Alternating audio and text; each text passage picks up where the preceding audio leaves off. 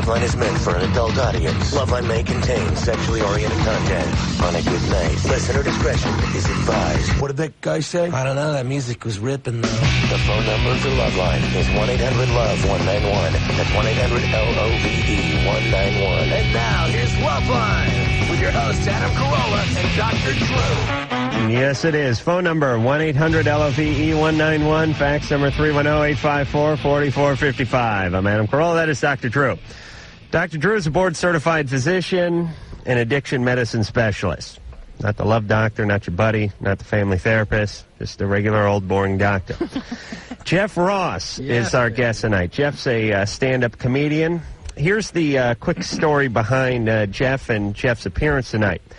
Good friend of mine, Jimmy, my partner, was out at Montreal doing the Montreal Comedy Fest. Came back, said there's this guy, Jeff Ross, stand-up comedian, real funny guy. He closed the Montreal Comedy Fest. He's going to be out here next week. This was a week ago, and you ought to put him on the show. So had lunch with Jimmy today, and here's Jeff. How is he? Jimmy, you got to love Jimmy. Jimmy's a funny guy. Like the Paul Winchell for Adam. He why do you say that? Just the marionette. Whatever he says, Adam does. I met Paul Winchell once, and I thought he was going to pass away in front of me. Because he's so old. He invented the heart valve. He invented everything. Yeah. He invented the lighter, the disposable lighter. And he did the voice in the Wacky Racers, right? He's Tigger. Yeah, but I know, but didn't he also do the voice in that Wacky Racer cartoon? Probably something, yes. Yes. Yeah. No, he did the, one of like the... Or was he the dog? The devil, the villain, I think. Yes. Yeah, that's what I'm... All right, anyway. Well, anyway, thanks for having me on, fellas. It is our pleasure. Jeff was just telling me that he did, or pre-taped the Jerry Lewis telethon today, this evening. An hour ago. When is it airing?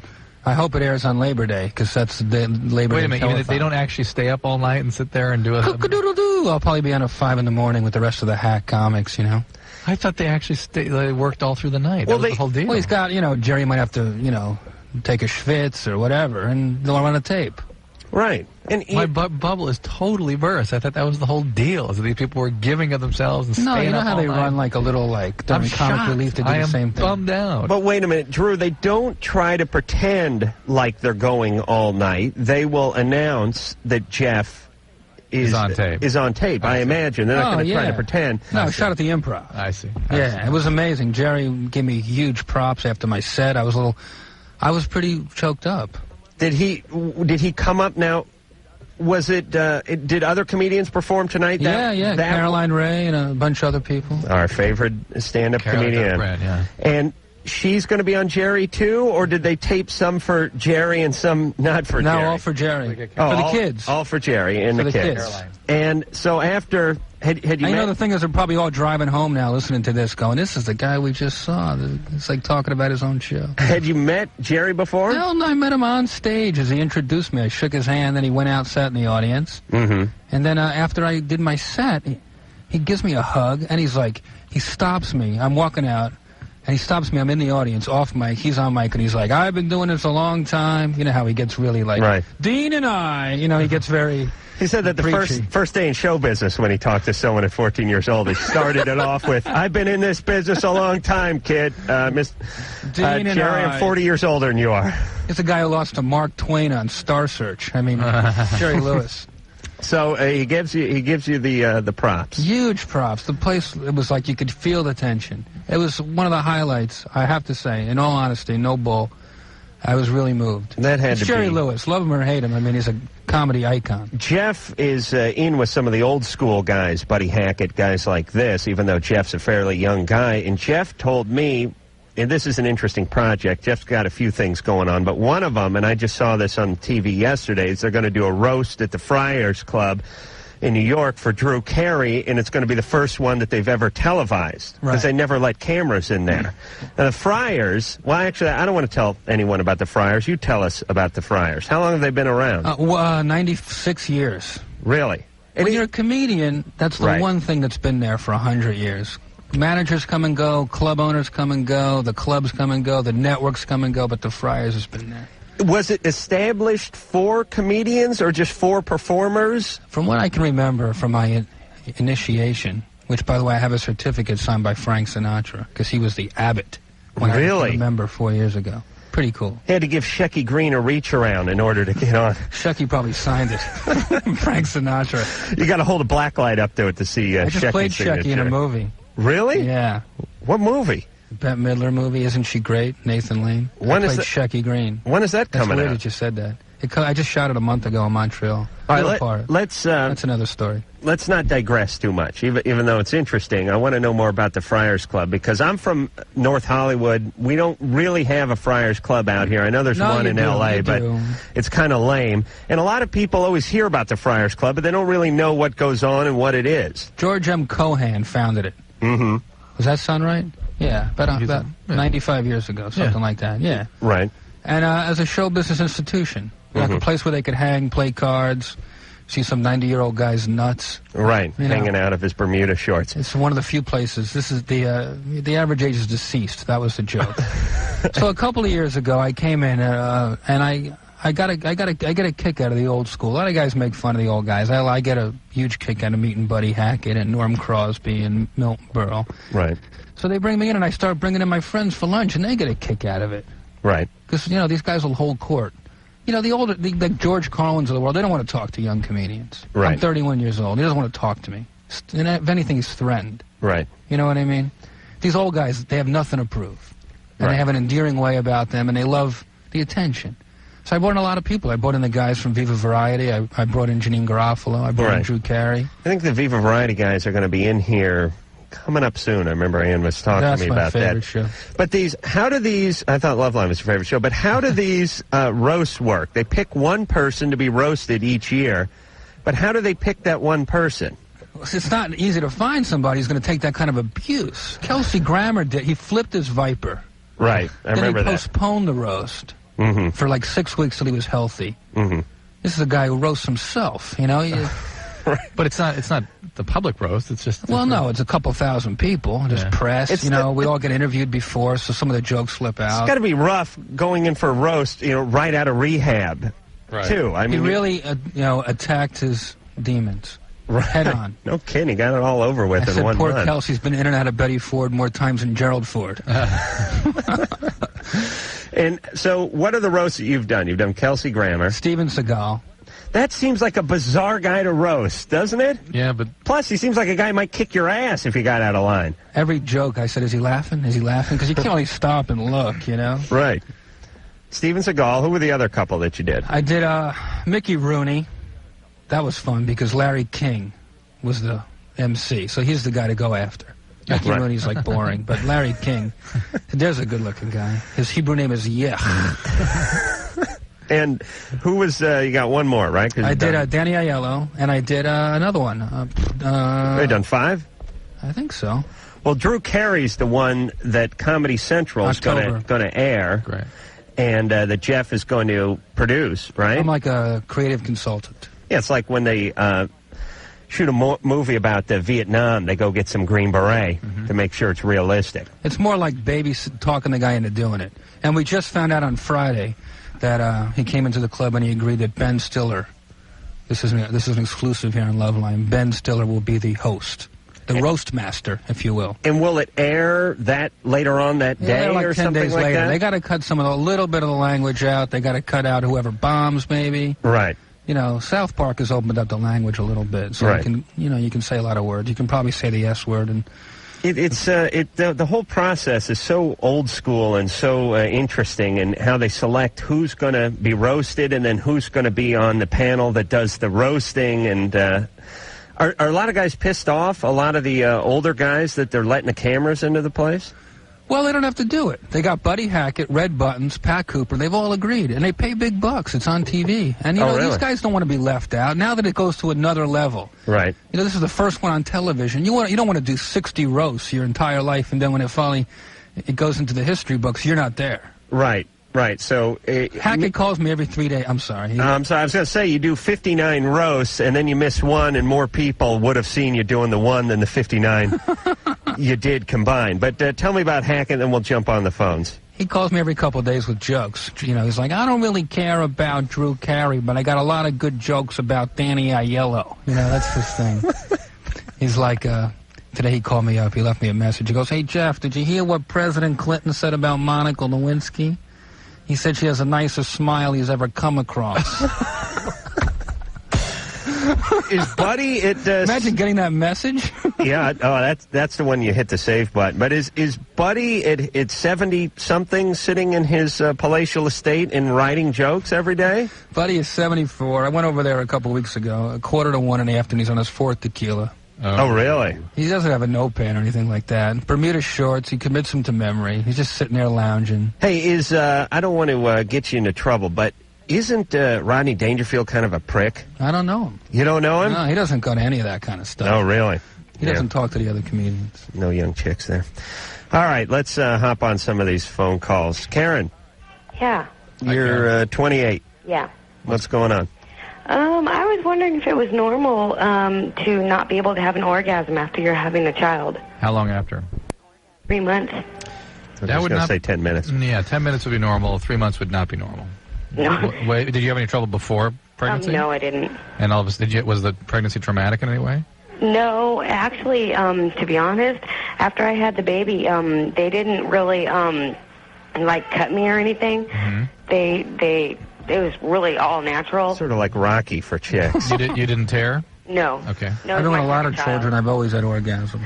No, it was my second child. But after I had the baby, it was like I had orgasm kind of. When you had the baby? Yeah. Right. And that was really weird for me. Yeah. It had to be a little weird for the nurse and the doctor and your husband and the guy holding the camera, too. And the baby. Nobody was aware, but... Oh, they weren't? But... Does that happen, Drew? Do women have that? You're talking to somebody who's had it. Yeah, I mean... It's not common. It's not common. Okay. No. All right, so something's up right now. Are you menstruating normally? Yeah. Are you breastfeeding? No. Are you on any medications now? No. Have you been depressed at all post-op? No. Well, I'm not quite sure what that's all about, but something's up. You're menstruating normally, is that what you said? Yeah. I can't really explain it. I mean, it's your second child, so you know what child rearing is all about. It's not shock. Yeah, is the pool man doing the same thing he was doing the first time, or no? No. The husband? Yeah. Yeah, and he's doing everything the same? Oh, yeah. Could the kid have caught his ear on something and snapped something off, or no? Not I mean, not that I can. Not without some significant trauma during the pregnancy. It's hard to imagine that. Maybe I have this thing that I would think. Are you not having much sex now, Karen? No, I'm having sex just not having the orgasm. Yeah. You're faking it? No. Oh. No. You don't think you could fake it for your husband? Well, no, not really. Were you very orgasmic before? Yeah.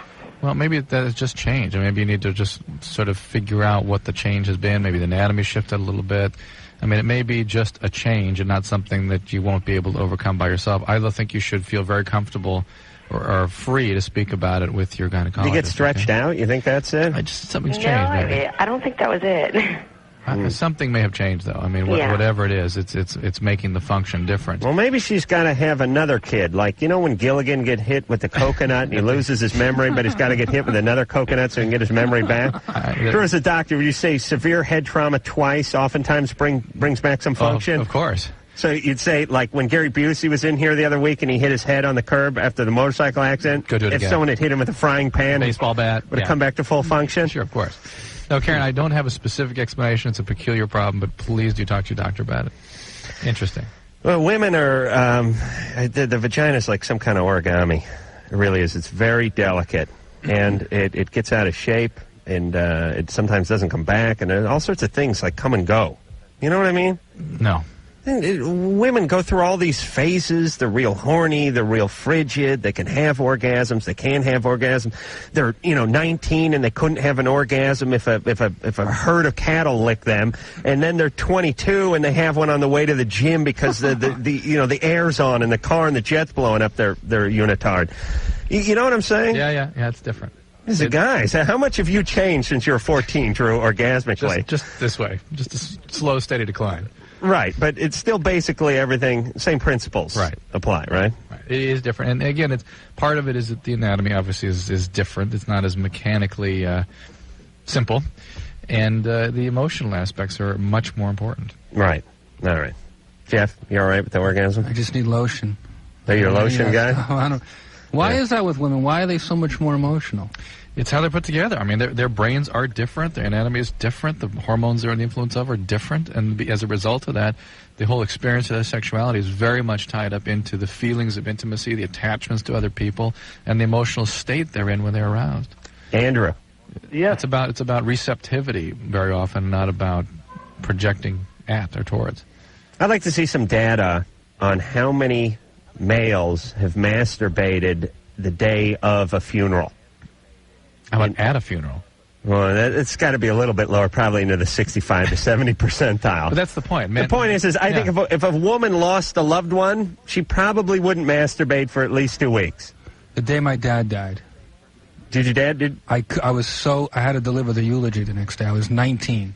Really? And I couldn't sleep. I wrote it all night, and I couldn't sleep, and that was the only way I could. And I had tremendous guilt. I don't mean to laugh. And, you know, it's like, what image do you use? Yeah. It's not easy. You have to find a respectful image. Right. Right. You can't just pick some floozy that just saw, you know. Right. I'm sure you did, though. I was picturing some girl in my class that I would see the next day wearing black at the shiva. But observations like that speak volumes about the difference between men and women. There's no porno industry for women. There's no equivalent. I mean, I think it's called the jewelry industry. Actually, would be the porno industry. Not that women for don't women. appreciate that occasionally, but they don't. They're not customers. They're not pursuing it. It's silly. I mean, my best friend is a male go-go dancer in New Jersey.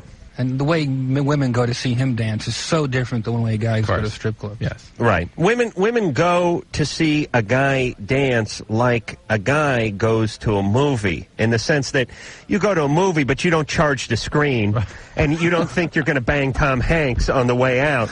You just go there and you watch and you enjoy, and then you walk out. Maybe you cry a little, and then you walk out, you go to the car, you go home. But when guys, look at the look on guys' faces when they're sitting in a strip club. They think they may score. Yep. They got a look on them. Andrew. She told me her real name. Yeah. She gave me her home number. Yeah, she lives in a whorehouse. Oh. Andrew, what's up? Yeah, no, her real name's Brandy. Andrew. Yeah. Yeah. My question was, I've been with a girl for 2.5 years.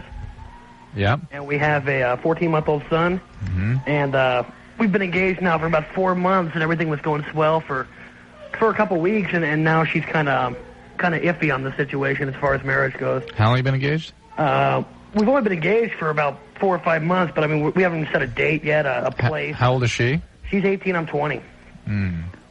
She was pregnant at 16? 17.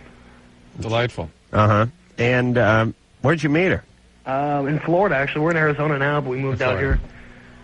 Oh, yeah. Where? On Earth. On Earth. I met her. Was it North America? No. Where in Florida? At school or something? I imagine I met her at a party. Oh, okay. And it didn't just click off. I've known her for like 5 years or so. I see. So it didn't happen right away. So you want to... Wouldn't it be surreal, by the way, marrying someone you've known since she was, 14 or something like that? Bizarre, it seems bizarre to me. But anyway, you want to get married and she doesn't? I'm not sure what the situation is. Andrew, be a little more specific with us. Okay. What exactly happened led you to conclude she's not interested? Just talking about it. Just, she wants to make sure things are working out, et cetera, et cetera. What is happening? We have, slight fights every once in a while, but it's nothing brutal. Is she around right now? Yeah. Can we speak with her? Sure. Thank you. Hang on. And I'm sure we're going to hear an entirely different story from her. I don't know, because Andrew's fairly guilt-free. I mean, he put her on the phone pretty quick. Hang on. Well, this guy's got something to hide. She's playing Nintendo. Yeah, unless his denial is so profound that he has no perception, no insight. Spit a retainer out and put down the Nintendo joystick. Come to the phone, honey. Hello. Hi. Hi. Hi. What's your name? Jennifer. Jennifer, what's going on there? Not much. Andrew says that you're losing a commitment or an interest in seeing this relationship through to marriage. Well, we fight a lot. That's what I figured. We don't see on the same levels. And does he get physical with you in some way? No. Give me an example of a fight that's been disturbing to you. Well, he likes the chocolate quick. She likes the strawberry. What happened? Like that. What happened? Just in silly stuff, money matters, and cleaning up around the house, stuff like that. Is he working? Is he working? No, he's not. He's skimming his allowance. Who supports? Who supports who? His parents support us right now. That's Well, that's not Really? How are you going to support yourself when you get married?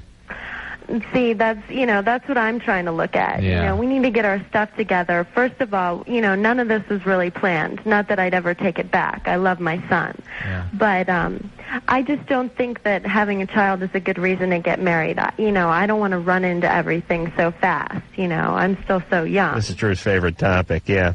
Yeah, you don't want to commit to anything. Right. Yeah, marriage is such a long commitment. Yeah, Yeah. with a kid, 18 Kid you years. can always get rid of. The kid's pretty much on his own, 4.5, 5 months. You see the opposite of sex? No, I didn't see it. It's all about that. Well, I mean, all right, Hey, so you're in... are you living at home or at someone's home? We have our own house. And But you're his parents. Are the parents footing the bill for all that? Yes, Really? Very unrealistic. they are. Wow, they make okay money? Yes, they do. Here's what I think. And they've been doing this for him all his life. And that doesn't make you respect him very much, does it?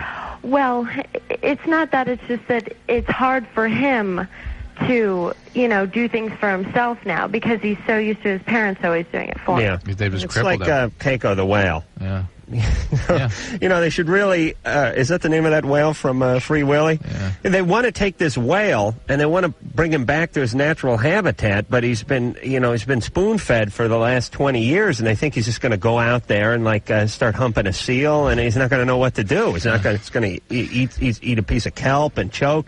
He doesn't know what to do. Parents really can cripple, disable their children. You know what they're doing? They're building them a little shed, fenced-off area inside of the ocean. Yeah. So it's like he's in the ocean, but he's not. They're going to slowly expand his Right. environment. That's what I'm going to do with my kid. I'm going to build a fake town next to my house.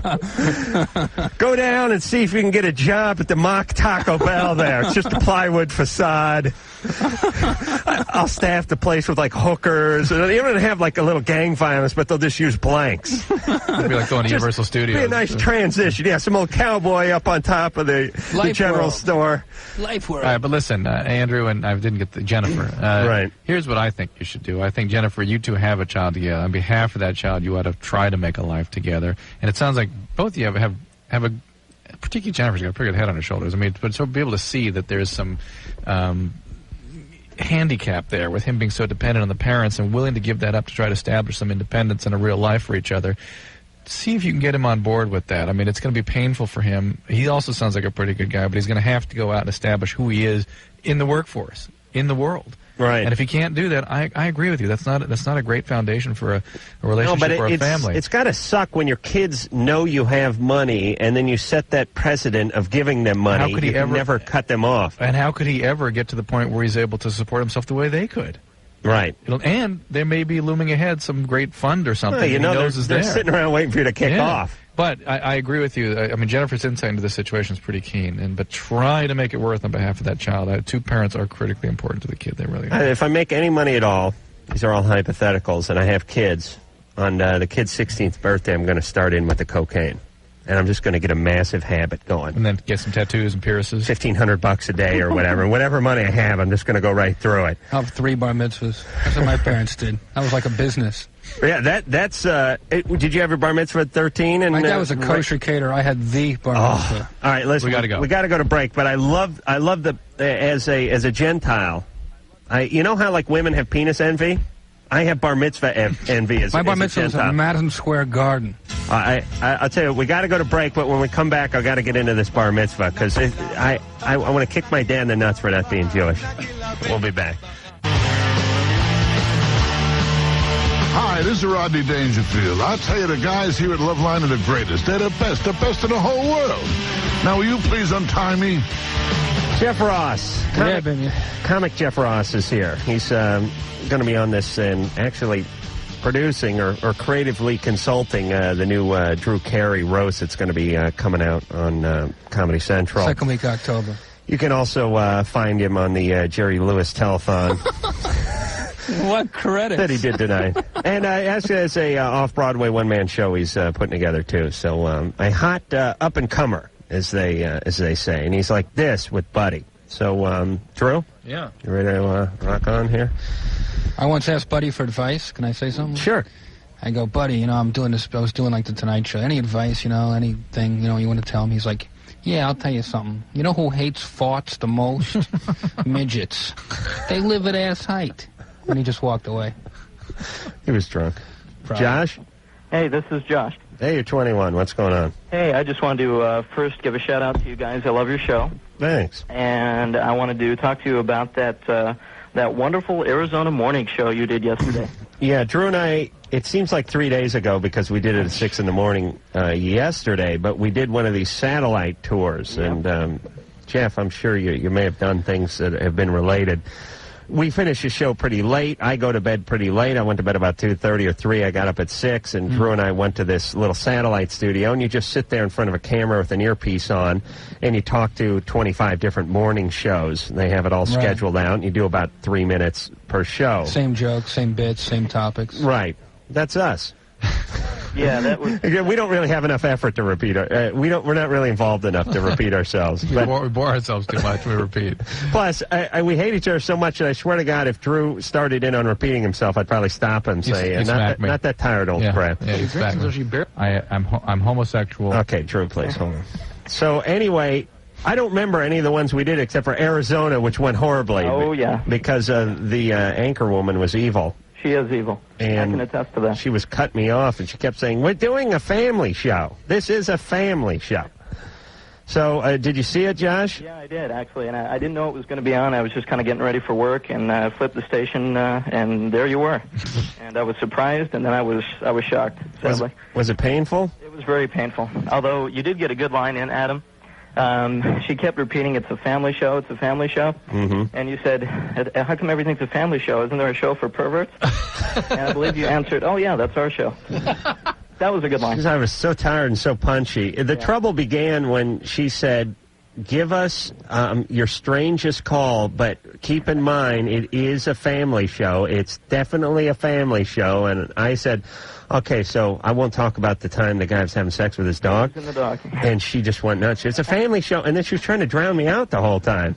It was weird. But somebody taped that, and I think they're going to try to get it to us, Josh. That's cool. So that's one of the most, that's one of the most pathetic stations here in Phoenix, which isn't saying a lot for Phoenix, but... Right. That's nice. Nice we were part of that. Yeah. It's always great. I feel much better about the whole experience now. I like when people bash their own city. Yeah, well, hey, you know, it's the Channel 3 has nothing. They have no networks. The only thing they show is Diamondbacks games, and the Diamondbacks suck. No? Diamondback is like AAA baseball? No, they're Major League. Well, yeah, you're right. Oh, no, wait a minute. They're new. That's right. Well, all right, Josh. I did have a serious question. Yeah. Although I know it's the kind of call you hate taking. It's kind of a third-party question, but it does involve me, or it will involve me. I've got a cousin who lives out in Massachusetts, and she's living with her mom and her brother, and her parents were divorced a few years ago, and it was a real bad divorce. He was addicted to crack and speed and God knows what else. And she's going through a real bad time right now. She barely got out of high school.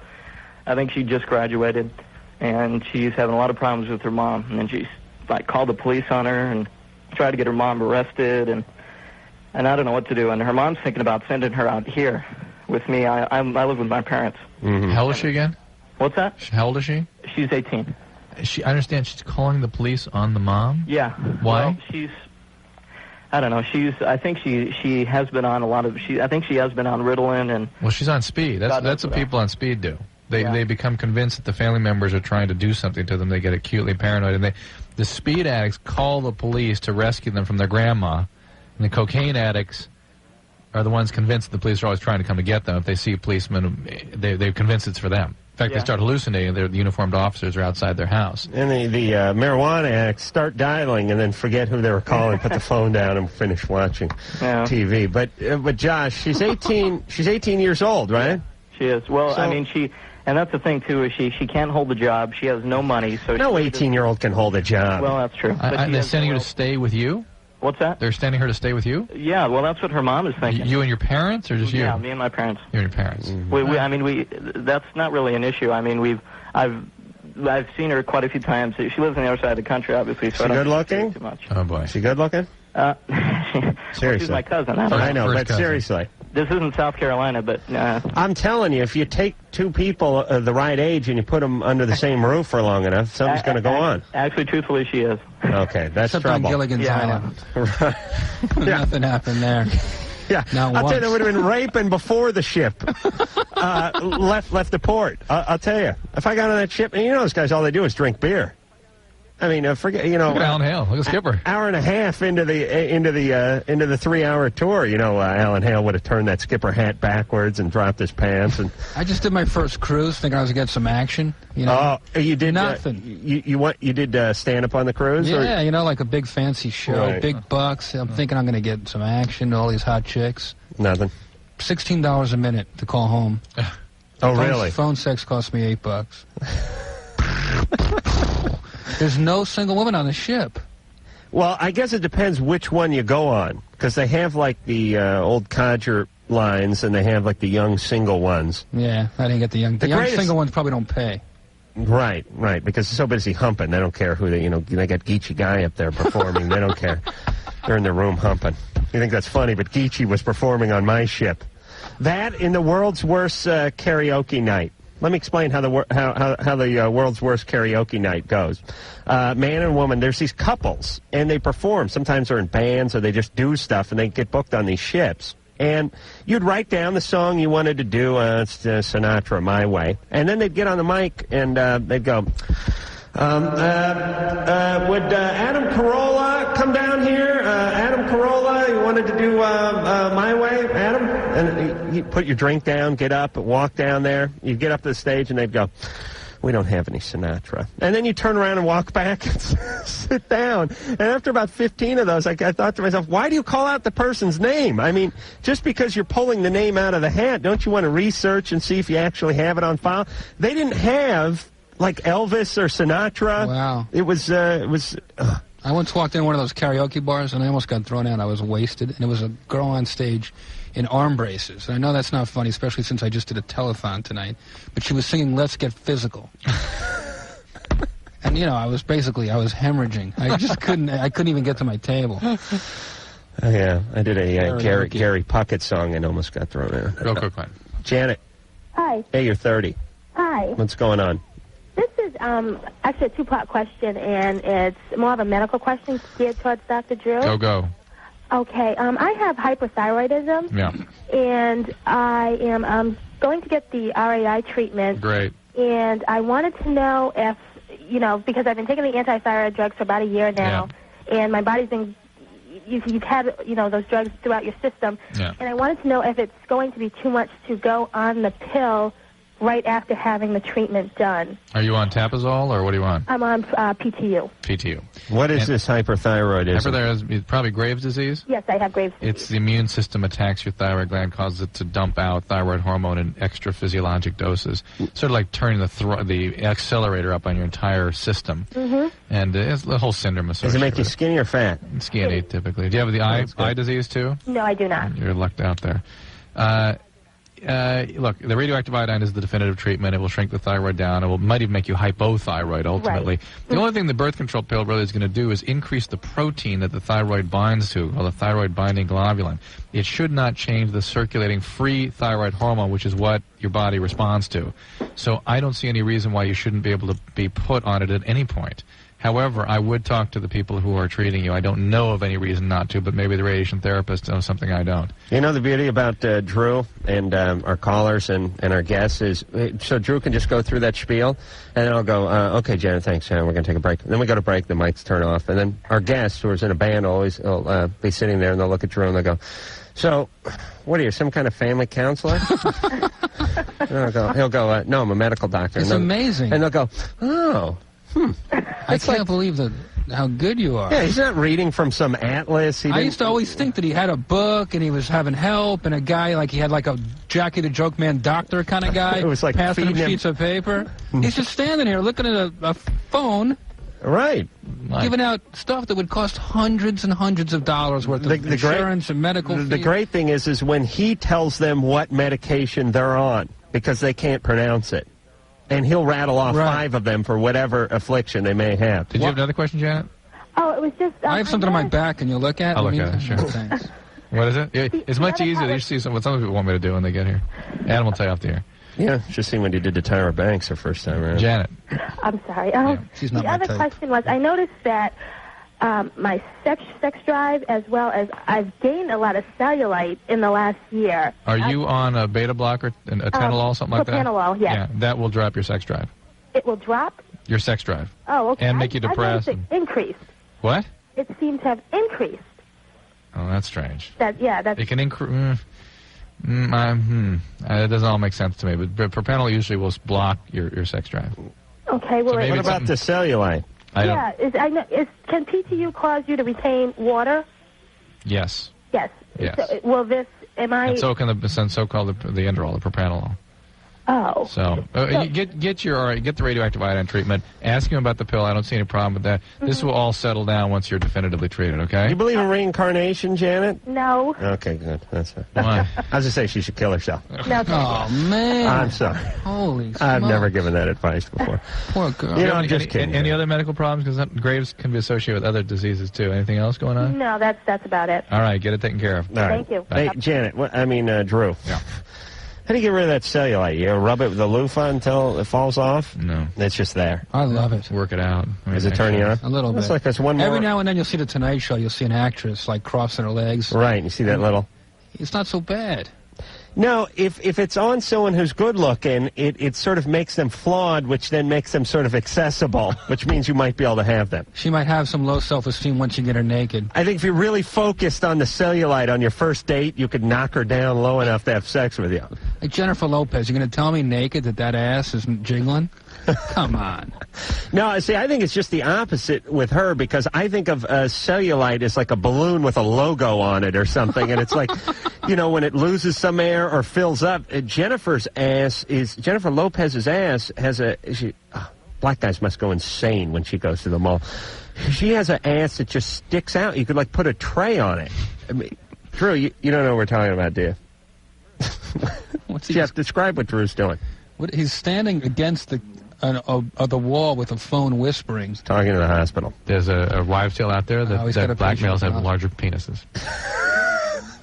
All right. I'm hung like a tic-tac. I got, Jeff's going to do a little poetry when we come back, and I have a little surprise, too, so stay with us. Loveline. Be right back in a minute. I love that John Popper. Jeff Ross is here tonight. Yeah, baby. Stand-up comedian. Did the Jerry Lewis telethon. Pre-taped his bit tonight, over at the Melrose Improv. It's got the Pulp Comics thing he's been doing for Comedy Central. Going to do this Drew Carey roast at the Friar. Maybe I'm stupid, but does roast and Friar, is there any correlation there? Well, they're kind of like, Kleenex and tissue. You kind of put them together, but they're really the just roasted aren't the Friars. Were people roasted before the Friars Club?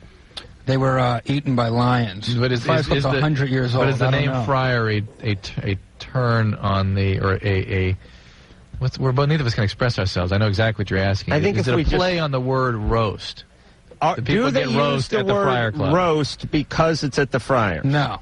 It has nothing to do with that. I did a roast for my manager. Yeah, but which came first? Did the Friars invent the roast, and then the term became popular? Don Rickles invented the roast in 1845. I don't know. I think that they did. I think that it was a tribute.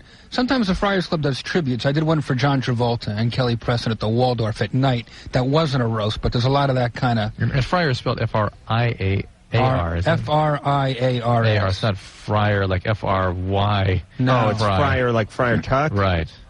It's like Friar Tuck. Scott. Yeah? You're 17. Uh-huh. What's up? Nothing. What are you doing?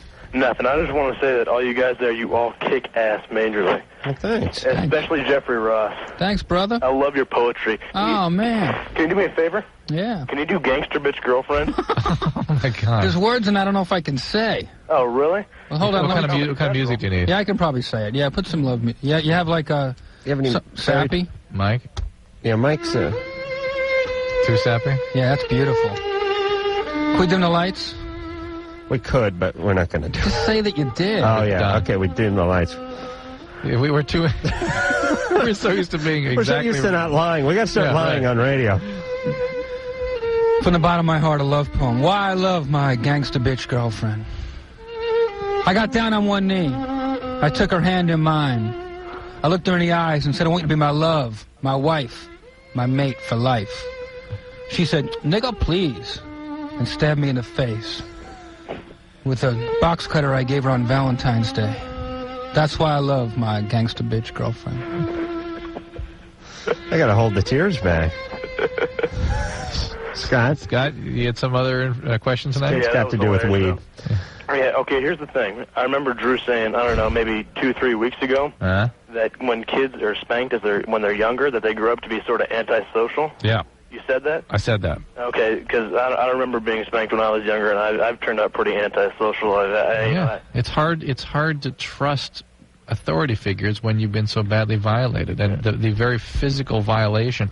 As a young child, the body is a sort of inviolable thing. It's something very important, and it gets threatened easily, and it can be, a lot of their emotional world is tied up in the intactness of their body. And when they're attacked that way by somebody that they love and model and rely upon for safety and security, it blows their mind, and they have difficulty trusting anybody. Then that becomes a model for how you relate to the rest of the authority figures in the world. How much spanking was done?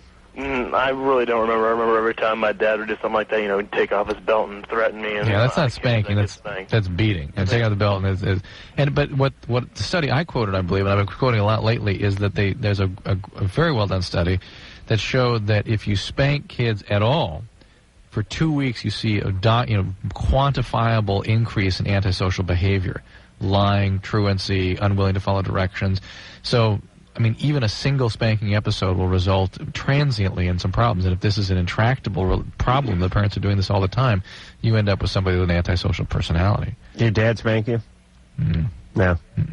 Why, he didn't burn too many calories? That translated into food intake, and that translated into dollars, or...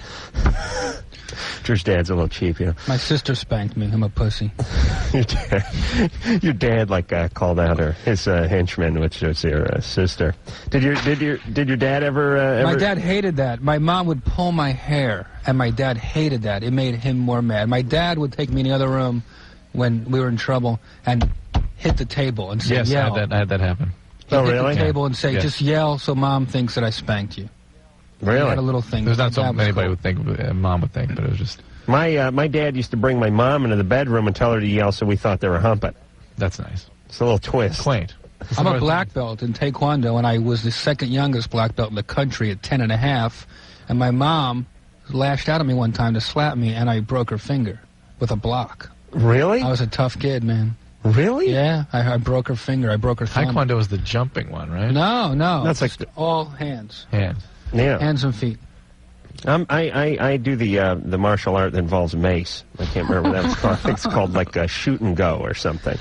But I never got spanked either, except for one time my dad said he gave me a choice. Oh, that's the worst. When a pacifist really wants to kick some ass, this is as close as he'll get. I give you a choice. I said, what is it? So I can spank your ass right now. It's going to be over with in about 3 minutes, or you can sit and rot in your room till you're 47. So I was like, I'll take the beating. And he gave me a good one because it was like he had to, because I took that over the timeout, or at least what they called timeout. They didn't have timeouts back then, but it was just... They didn't need timeouts. They had black and white TV. That was go to your room. Yeah, but there's nothing to take a timeout from when I was a kid. We were poor. We had a crappy TV set. There was nothing good to eat. The house was a dump. What did I take a timeout from? I didn't have any video games. Theoretically, you're timing out from the relationships, from the people. That's what they're supposed to feel. Oh, that wasn't a timeout. I couldn't wait till they went to work. But when I was a kid, there wasn't a timeout at night because we didn't have any Nintendo. There wasn't anything to do. There was no time. There was no time in. I was so bored that during a long timeout, when I was just sitting on my bed in my room, I ate an ant. Oh, no, what was her name? Why? Rita. No. It was just crawling on the sheet. It was during the summer. It was a white sheet, and it was quite a contrast. This black ant crawling on the sheet, and I was just staring at it. You know what most male young kids do? Try to cut it in half or pull its arms off or something. No, I just figured I'd eat it. I didn't have time to dissect. What did it taste like? It tastes like what you figure ant would taste like. Everything tastes about the same. I figured out, here's my thing, you kids need to know this. A breast feels like what you figure a breast would feel like when you stand up on a surfboard. That feels about what it'd be like to stand up on a surfboard. When you wait in line on a new roller coaster and you stare at it for 45 minutes and then you get into it, it feels like it should have felt. It feels like you thought it. Everything is about the same. That's why I don't need to go bungee jumping or skydiving or any of that nonsense. I know what it feels like. That's why I'm done with sex, too. Troy? Yeah. You're 27. Yeah. You're on with Jeff Ross. Hey, brother. How's it going, guys? I love you guys. Thanks. Hey, I got a question for you guys. For Dr. Drew, actually. Yeah. I'm taking a trip with a 2.5-year-old here pretty soon, and that is sick. We're going to Denver, and I need a medication or something over the counter I can give him to settle him down while he's on the plane. Do you guys? How long's the flight? Where are you going from? From Washington. Go a couple hours? Yeah. Why do you need anything for him? I just thought maybe he'd be bouncing off the walls or something, and you might need something. No more than, I mean, it's just hard to keep a 2-year-old in one place for 2 hours. But Right. Do they have like a Flintstone Valium? No. What you want to do, though, is make sure his ears are open. They're, able to equilibrate. Like chewing gum or something? Well, or... I give my kids Dimetap, and that's also a little bit sedating. So Okay. give them I fly every week. That kid will be out in 15 minutes. People say screaming babies on a plane. That's for the first 20 minutes and the last 10 minutes. Yeah. The kid's Right. out. Yeah. Oh, really? Yeah, they're going to go right to sleep. He'll be fine. Don't worry. Do they, you give them the Dimetap because it clears up any kind of congestion they might have so that it clears allows their ear the out? eustachian tubes to function better. Why is it the kids have that and then adults don't? Well, the angle of the tube changes as you grow. Oh, really? Yeah, so the ears are clogged more easily. Why does that change? It's just how it grows. Is that why old people have such big ears? No. It's inside your head, the eustachian tube, down into your throat. There's stuff going on inside of your head? In some people's. You're amazing. The $6 Million Man, was that possible? Could that really have happened, Doc? We'll talk about it after the break. Carolla and Dr. Drew. The phone number.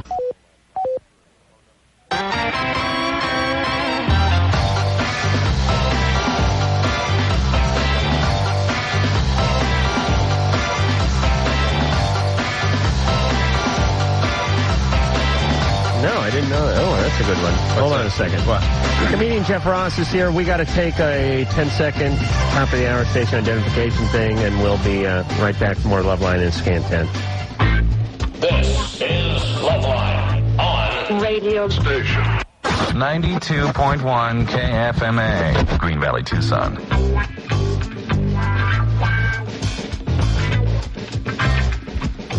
It is Loveline. Phone number 1-800-LOVE-191. I'm Adam Carolla. That's Dr. Drew. Jeff Ross, comedian's our guest tonight.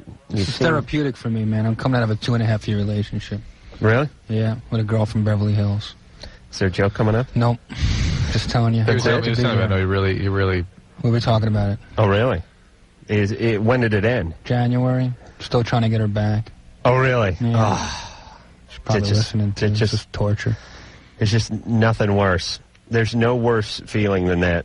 And just as I'm getting over it, she lives here, so I live in New York, So when I fly into LAX and rent the car, I'm so used to going right to her. Right. And now I'm going to some crappy hotel, well, nice hotel, but you know what I'm saying. Right. It's lonely. I got to tell you, I've never been through more pain in my life than the 3 or 4 relationships that I screwed up and ultimately ended. Whatever that period of time was, 6 months, a year, 4 months, just nothing has ever been worse. You know what I mean? Yeah. I played Pop Warner football in the San Fernando Valley, and even that wasn't as bad as ending a relationship. But you got to meet someone else. That's the whole thing, I had a date last night, whatever. She knows who she is, but it's like... That's nice. I'm sure she's delighted that she knows who she is, too. You know what I mean? It's just... But, Drew, what is it that women pick up on, that sort of, that stench that you give off? Guys know when you're hurt. Girls know when the guy's hurting. That desperation. Right. Desperate and lonely. Right. I mean, I swear to God, someone ought to... I don't know if anyone's ever done a definitive study of this, but... It's 100%. The way women treat you when you're in a relationship, the opportunities that you have... the women that you meet, it's like when you have a girlfriend or you're married and you go to a party without your wife or your girlfriend, you're talking to women left and right. It's like you could have brought 10 of them home. But if she dumped you at 20 minutes before you went to the party, you go in there, you're a pariah. I was in Montreal last week with Ray Romano, who's famous for being married now. That's his whole show. Right. And John Henson, okay, who's single, and I'm single. And women are throwing themselves at Ray Romano. Right. And me and Henson are in the corner playing with a fire truck, you know? Nothing happening. It's incredible. What is that, Doc? What is the appeal of a married or a guy? I'll tell you. When a woman would see me paying a lot of attention to my girlfriend, I'll tell you. it would turn the other girl on. They have a meeting. They get together. Every Tuesday. And then they send out faxes and emails. And as soon as you're no longer attached, you're off the list. There must be some sort of Friars Club, the Liars Club, that women all meet at. Huge meeting. And they sit there, and they read the minutes from the last meeting. All right, everyone knows to screw over Adam Carolla. Okay, good. All right, now, and they get the, Harriet, get the lights. And then, they fire up the Duquesne projector, and chink, chink. Ray was well behaved, by the way. I don't want to put on any wrong. Oh, he's perfect gentleman, I'm sure. And they show a big picture of you. It's always a bad picture, maybe from the bar mitzvah or something like that. All right, ladies, enough said. You know what to do. It's me at the dermatologist's office or something. Right, it's the before picture at the dermatologist's office. He's hurting pretty bad. He's bleeding internally. His ex dumped him about 6 months ago. We're going to give it about another 4.5 to 5 months. So let's really pour it on heavy and be careful out there. And then they all hit the streets. I don't know what that is. I mean, my most desperate when my girlfriend dumped. There was a time or two when, you try to talk yourself out of it when you're a guy. You say to one of your buddies, "Look, I'm all right looking. You're all right looking. Let's go to one of these. Let's just go to some bar. Let's bring a few bucks. Let's put a little aqua valve on. We'll go there. We'll meet chicks. That's it. We'll do what guys do. Come on, let's go." And I remember very distinctly, we're at some club, and there were two big, scary women sitting down, and they were just sitting there alone the whole night. Two big, scary ones. And I said, all right, it was me and my roommate, and I said, look, here's what we're going to do. We're going to go talk to these girls. We're going to have a few drinks. We're going to get them back to the bachelor pad. We're going to have our way with them, and it's going to be a confidence builder for us. So I know they're a little bit lower than you normally want to go, but we got to start somewhere, so let's go. And I walked up to the table, and I said, excuse me, ladies, you mind if I have a seat? And one of them looked up and went, why? And I just turned around and walked back. Man. Of course, I told my friend I nailed her. Just walk up and go, hop on, chicken fights. And see what they do. When the big ones won't go with you. Yeah, you know you're in trouble. Becky. Yeah. What's going on? Well, me and my mom had a real bad fight. And she kicked me out. And I said a lot of bad things to her. You're 22. Yes. I understand. Why are you living with your mom? Because it just got me a car, and I couldn't afford an apartment or anything right away. Mm-hmm. And, I got divorced and all this other stuff, and she just let me stay there. Right. So you got divorced, you just got a car, you're making payments. And you're kind of rooming, your mom's letting you flop out of her place. Right. Yeah. I'm no etiquette expert, but don't cuss out the people who are letting you shack up. Yeah, they'll kick you out. Well, I mean, she does the same thing to me. She did it to me before I even said anything to her. Right, but that is her payment. You may not be paying rent, but she gets to call you a lazy, no count, and a horrible daughter, and that is essentially your rent. You don't say anything back. You understand? Yeah. All right. So anyway, she kicked you out. Mhm. And I was just wanting to know how I can, I don't know, how I can get a hold of her and talk to her and see if me and her can get things straightened out. But she doesn't want to talk to me. She basically disowned me. What did you say to her? I just called her a bitch because she's coming after me. She was literally going to beat the crap out of me. Was she drunk? No. Has she beaten the crap out of you before? Yes. Why do you want to take that abuse? Well, because she promised me she'd never do it again. Well, she just tried to do it again. And by the way, somebody that does that to a younger person is certainly going to do it to you when you're older. Well, eventually you can kick their ass, can't She's 22. I would never hit my mom, regardless. She's been victimized by her mom since she was probably a little girl. Why would she, it's hard to... Well, I'm just saying, eventually when you have the physical advantage, you pull the colostomy bag out of them, you start strangling them with the hose. Well, your mom sounds like a terribly abusive person, and you ought to get out of there. Your mom's doing you a favor, having kicked you out. Get a life of your own away from her, and get on with things. So what you're saying is... She'll come, believe me, as soon as she feels you detaching, she'll come running back. Well, how did she communicate that she was never going to do it again when she kicked you out and you haven't had any contact with her? This was when I was like 15. Yeah, she doesn't count this last time. She doesn't count this Get time. out on your own. My cousin's the biggest. He's 47 years old. He lives with his parents. Really? And they live with their parents. No. This is a loser. You see, my theory is those after your 45th birthday, they're living with you. Right. You know what I'm saying? Yeah, there comes a time when eventually they're living with you. I mean, picking out caskets. It's your and things. house. Right. And you did a horrible job decorating it with the plastic on the sofa and the runners everywhere and the toaster cozy. Hey, Becky. Yeah. It sounds like your mom's a royal bitch. She screwed you up a little bit, and there's a weird bond that people have, the sort of victim and victimizer bond. That's the parent. Right, but here's the deal. You're 22. She did you a favor. You're at a crossroads. Good. You're out. Stay out. Use the car to make money. Do Get something. a better job. Get an apartment. Get a job. Get on with it. I have a job. That's where I'm at right now. And my problem is getting an apartment. I'm in the process of trying to do something there. No, well, just do it. I mean, listen, everybody. This sort of people will take the path of least resistance. They absolutely will. And this is why, thank God, I never hit the lottery or anything when I was 20, because it'd still be in the pajamas I was wearing when I went down and hammered the ticket at the liquor store. I swear I'd still be wearing the same PJs and slippers. I really would have. I would have preferred to do nothing ever. Would have preferred. Oh, shut up, Drew. I do a little something. But preferred. I preferred not to do anything, ever. Yeah, that's you. Right, unless you count masturbation. The thing is, if you could government. have done nothing ever, you would. Absolutely. Yeah. Thank God my parents had the dignity to toss me out of the house and never support me. You don't want to win the lottery. You don't want to win the lottery. If a guy like you won the lottery, you would never work. Nobody would hire you. Nobody would care about you. Right. I was saying the other day, if I found out, half those people that win the lottery, they do it with some big kind of office pool or something, like the guys. Now that they won, obviously they're going to quit. But if I found out they were going and pulling their money and buying lottery tickets each week, I'd fire them all. Why? Because you're saying I want out of this dump. Do you know what I mean?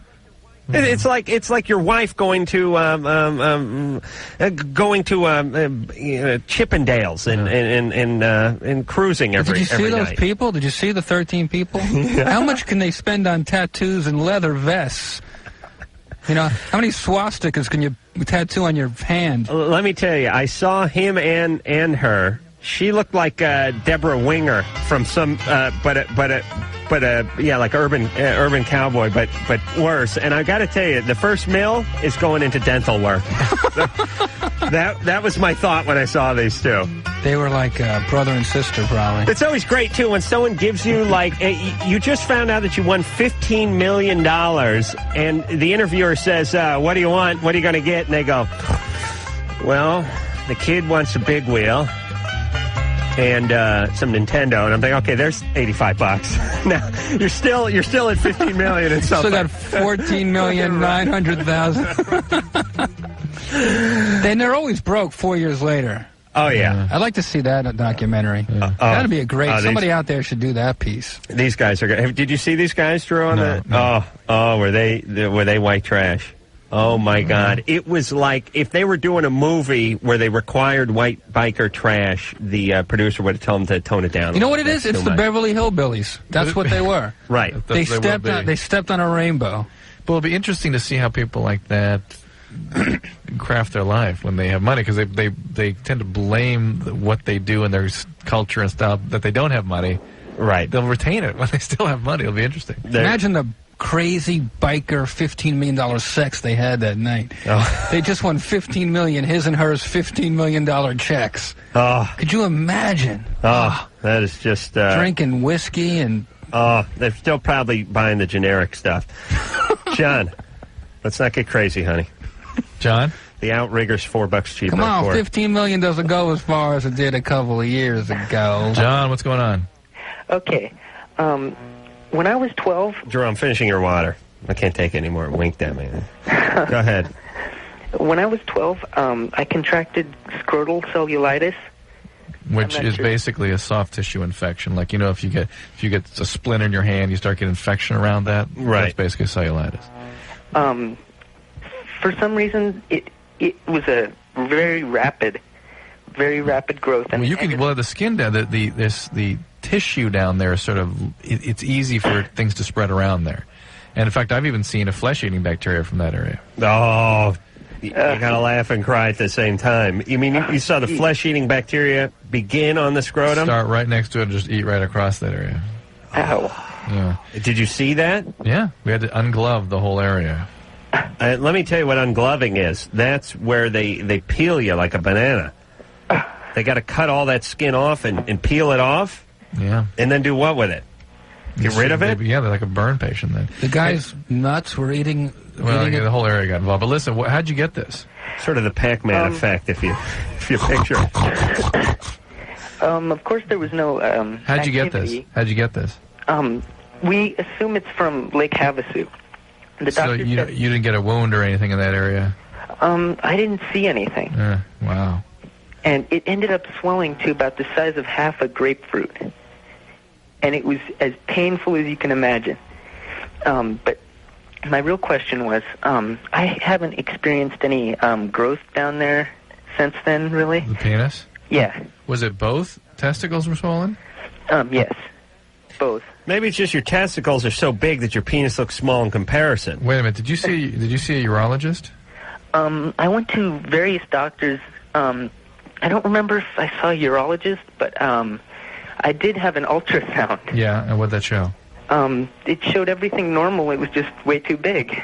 Mm-hmm. Wow, something isn't fitting. But it sounds as though, as a result of that injury, the testes may not be producing testosterone normally. And have you been seen by a doctor since then? Not concerning that, really. John, it's crucial that you see somebody about it. They could well be able to treat you just by giving you testosterone if indeed your testes are not producing it properly. Let me ask my partner a question here. Yeah. Hang on, John. So what he's saying is he had a problem at age 12. He's 16 now. Had a problem with his testicles. Drew's surmising that he stopped producing testosterone, therefore Right. the penis doesn't grow. That's like fertilizer for the schwanz, right? At that age. Right. Now that he's 16 and he missed a few crucial years of penis development, would the testosterone now unlock some growth It spurt? should. Yes, it should. Really? Yes, it should. But when does the penis do the most growing? At the brothel? I don't know that there's a particular, but it's 14 to 21. I don't know when. I think I have that. Which? Yeah, I think I may have had that too. But listen, I've seen bigger vaginas than what I have. I worry about the diagnosis in the first place. I mean, why both testes? I mean, it almost sounds like he had mumps or something that made his testes swell up and the scrotum get inflamed and affected testicular function then. And infection of the soft tissue doesn't sound to me like it would do that. And why didn't it spread into other areas? I don't know. It all just doesn't fit together for me. I would strongly urge you to see a urologist and maybe an endocrinologist just to see what the hell's going on here. All right. But there is a window of opportunity. If you pass, that you could be too late if you don't go do it soon. If you're like 22. It could be too late. What if I got on the testosterone now? Maybe there's hope for you. Now look at all that hair and stuff. You don't need testosterone. That's it? No, you should see my ass. Have you seen my ass, Sean? No, but I'm afraid to. Can you comb it? I braided my ass shut once. Yeah, it's part of a bet. I really did. Rasta ass. And I'm actually going with a Jerry curl this summer. I had to put some relaxer on it. Your ass looks like Billy Ocean. Caribbean ass. Queen. Get out of my dreams into my ass.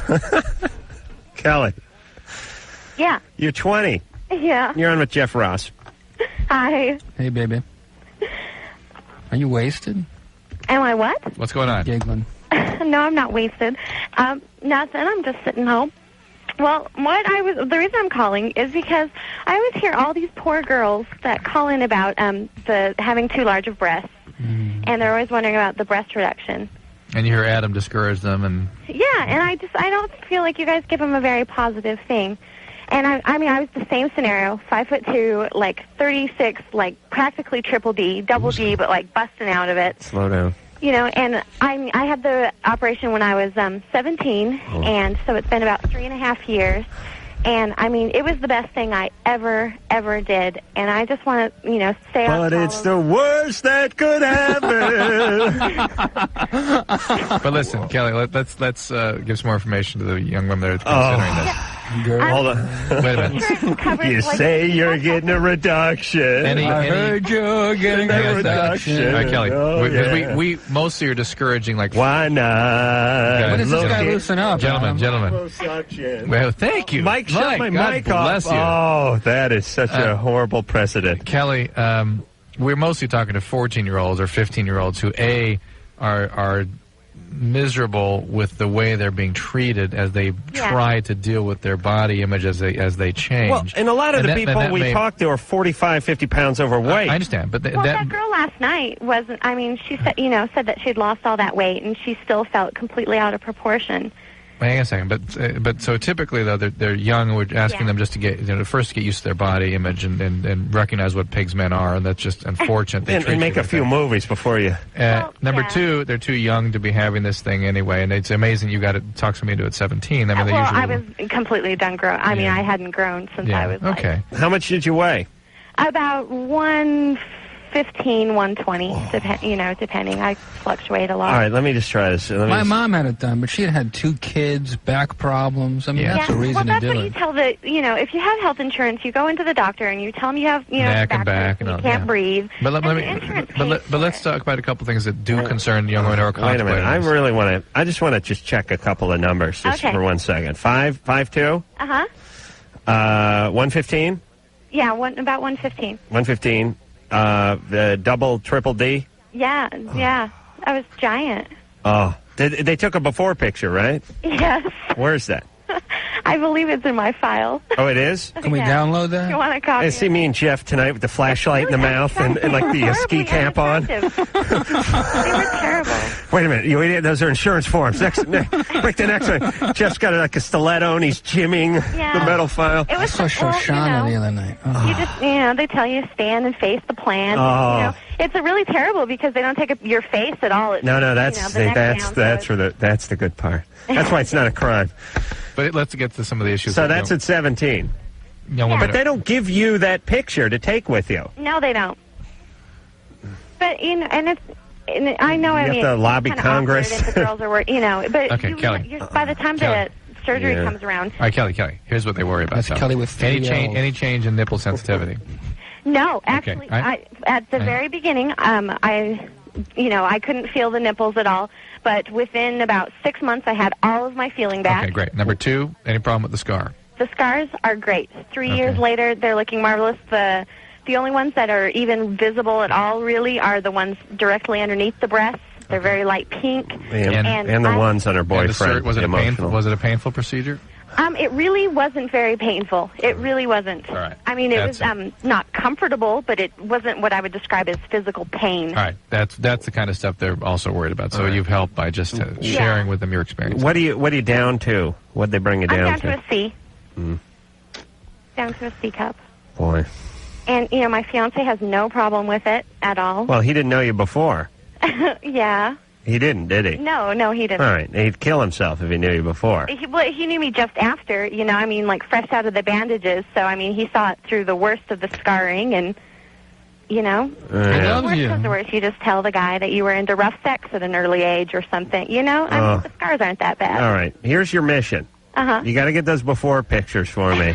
And then you just send them out to the studio. Oh, yeah. Can you do that? No. I don't understand. I've talked to women who've done this before. They don't get the before pictures. You think they would want to hold on to that? They want to get away from that. I know, but wouldn't it be interesting to have a picture of your giant jugs at 17, like when you're 57? You know what it is? My sister's That's a male like preoccupation. My sister's like this. When a woman is big like that, they walk into a restaurant, they walk into a classroom, they're looked at like celebrities. Yeah. Right. Everyone's head turns, they get treated differently, and not everybody, they didn't go into show business. Right. Their breasts got an agent, but they weren't into it. Their breasts have all kinds of deals and heat. But it's a pretty big buzz about the right breast. The right breast picked up a publicist. So I know, and they don't want it, and they don't like it. But I'll tell you, in this society, you get attention for a lot of things. And you can get attention for your skin color, and you can get attention for your waist size. She could have had a lazy eye. She's lucky she just had big boobs. Right, that's what I'm saying. I mean, you can have a big hook nose and get plenty of attention for that. At least if you're going to get attention, this is a good one. My cousin has 3 nipples. Really? Yeah. But only 2 breasts? It's a guy. Ooh, that's rough. I mean, you know. The superfluous nipple. Supernumerary nipple. Happens all the time. All right, Jeff Ross is here. I don't want to incriminate myself too much, but when I hear about the 17-year-olds that are 5'2" and 115 and the triple D, it just takes the wind out of me. It really does. I know I sit here and I act like a horny guy and stuff, but not that much really flips my cookie, but that does. It just does, because I love breasts. And one of the only problem with big breasts is after years and years, they tend to sort of lose their shit. They're like like a baseball mitt or something. You know, they get worked in, and as Ozzie Smith signs it or something. But the point is at 17, when you're triple D, it's just going straight out. It just keeps going out. Do it when you're 20. When you're 20, I don't know, when they start flopping. Right. When you're 17, man. Right. It's like having a huge karate trophy and then knocking the top of it off. It's like winning the Olympics and bronzing your gold medal. Right.